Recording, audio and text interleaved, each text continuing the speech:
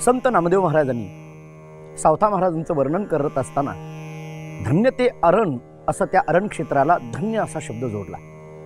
आणि खरंच आहे, संतांचा अवतार ज्या जागेमध्ये होतो ती जागा, तो समाज, ते गाव, तो देश खऱ्या अर्थाचा धन्यच आहे. सावता महाराजांनी अरण क्षेत्रामध्ये जन्म घेतला, माळी समाजामध्ये जन्म घेतला. परंतु माळी समाजामध्ये जन्म घेतला म्हणून ते फक्त माळी समाजापुरतेच असं मात्र नाही.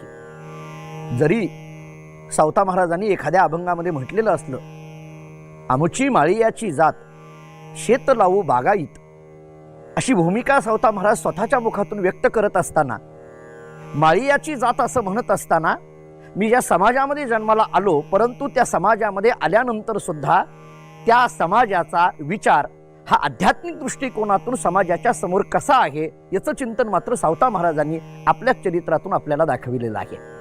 सावता महाराजांनी मळा फुलवला, तो मळा भक्तीचा मळा खऱ्या अर्थाने फुलवला.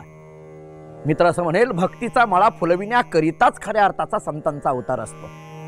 अहो, त्या मळ्यामध्ये काही एक प्रकारची झाडं होती का?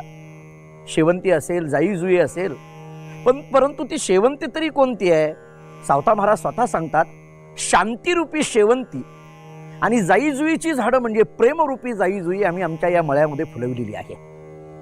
मला असं वाटतं, सावता महाराजांच्या या चरित्राचं चिंतन करत असताना या दोन शब्दाचा विचार खूप महत्वाचा आहे. शांती या शब्दाचा विचार आणि प्रेम या शब्दाचा विचार. काय आहे शांती आणि काय आहे प्रेम? शांती शांती या शब्दाचा अर्थ तरी काय? तुकाराम महाराजांनी एका ठिकाणी अभंगात सांगितलेलं आहे, शांती परते नाही सुख, एरं अवघेची दुःख, असं म्हणून महाराजांची भाषा आहे. या शांत शब्दाचा विचार करत असताना एकनाथ महाराजांनी भागवतामध्ये एक ओवी अशी सांगितली, जरी प्राणांत केला अपकार तरी नमने हा दुष्ट नर, अपकार्या करी अतिउपकार, प्रशांता प्रकार या नाव. जरी प्राणांत केला अपकार तरी नमने हा दुष्ट नर, या भूमिकेला खऱ्या अर्थाने शांतीची भूमिका असं म्हटलं जातं. संपूर्ण आपल्या अंतःकरणातला क्रोध निघून जाणं हीच खऱ्या अर्थाची शांती आहे. दुर्दैव अलीकडे असं आहे, शांती सभेकरता केलेल्या भाषणामध्येच फार मोठी भांडणं होतात. हेच कलियुगाचं फार मोठं दुर्दैव अलीकडे दिसून यायला लागलं. आणि म्हणून त्या काळामध्ये सावता महाराजांनी एक फार मोठा शांतीचा संदेश आपल्याला दिला, प्रेमाचा संदेश आपल्याला दिला. माणसं एकमेकाच्या जवळ जी येतात त्याच्याकरता अंतःकरणामध्ये एक फार मोठी देणगी भगवंतांनी दिलेली आहे. फक्त ती देणगी आम्हाला कळाली नाही, आणि हे कळून देण्याकरताच खऱ्या अर्थाने सावता महाराजांसारख्या संतांचा अवतार असतो. सावता महाराजांनी सांगावं की प्रेमरूपी जाई-जुई आमच्या आतच आहे. तो मळा खऱ्या अर्थाने जरी वाचार्थाने आरणमधला तो मळा जरी आमच्या डोळ्यासमोर असला तरी खऱ्या अर्थाचा मळा हा देहरूपी मळा आहे.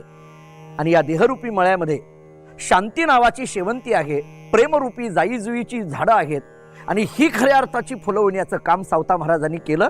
आणि म्हणून सावता महाराज त्या अभंगातून बोलत असताना, तो शांतीचा संदेश देत असताना, समाजामध्ये होत असलेली आजची जी काही परिस्थिती आहे त्या परिस्थितीला बदलविण्याकरिता खरं तर या संतांच्या अभंगाची आणि संतांच्या चरित्राची नितांत गरज आहे. ज्ञानेश्वर महाराजांनी एके ठिकाणी अशी एक ओवी सांगितली आहे, तैसे हरपले आपण पे पावे, तै संता ते पाहता गिवसावे, म्हणोनी वानावे ऐकावे तेची सदा. म्हणोनी वानावे तेची सदा, कशा करता? आपली हरवलेली वस्तू आपल्याला प्राप्त करून घेण्याकरिता, आपल्या आत असलेली शांतता आपल्याला जर मिळायची असेल तर आपण संतांचं वर्णन केलं पाहिजे. सावता महाराजांनी दिलेला शांतीचा संदेश आपल्या जीवनामध्ये आला पाहिजे.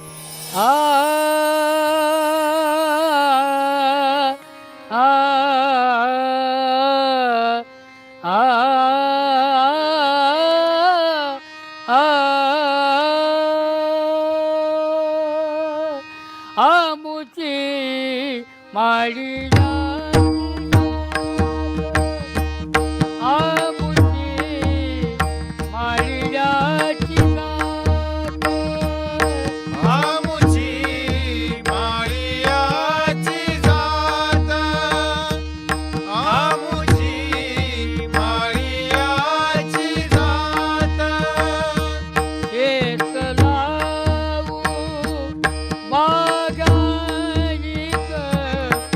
एक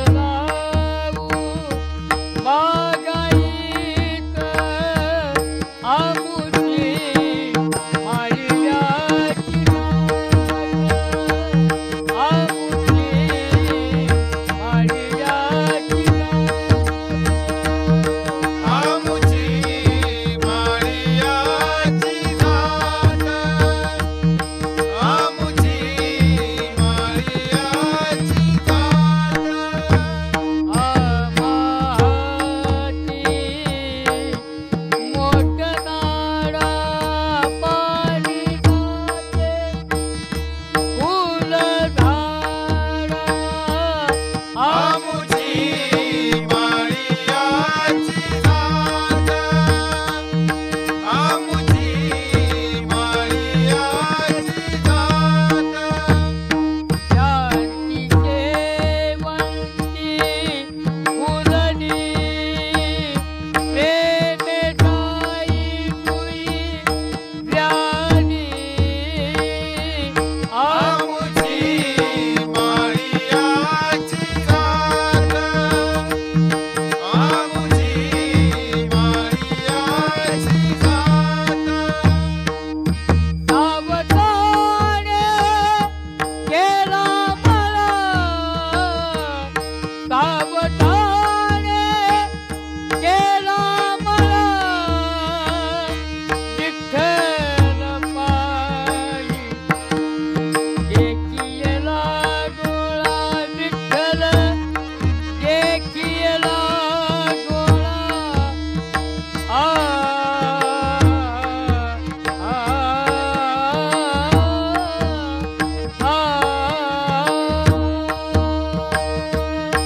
विठ्ठल देखियला गोळा,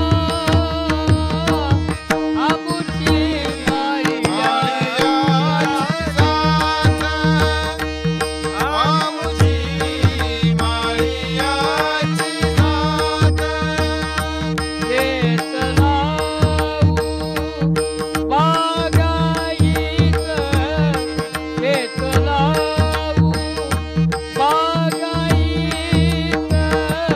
आमुची माळियाची जात, आमुची माळियाची जात, आमुची माळियाची जात.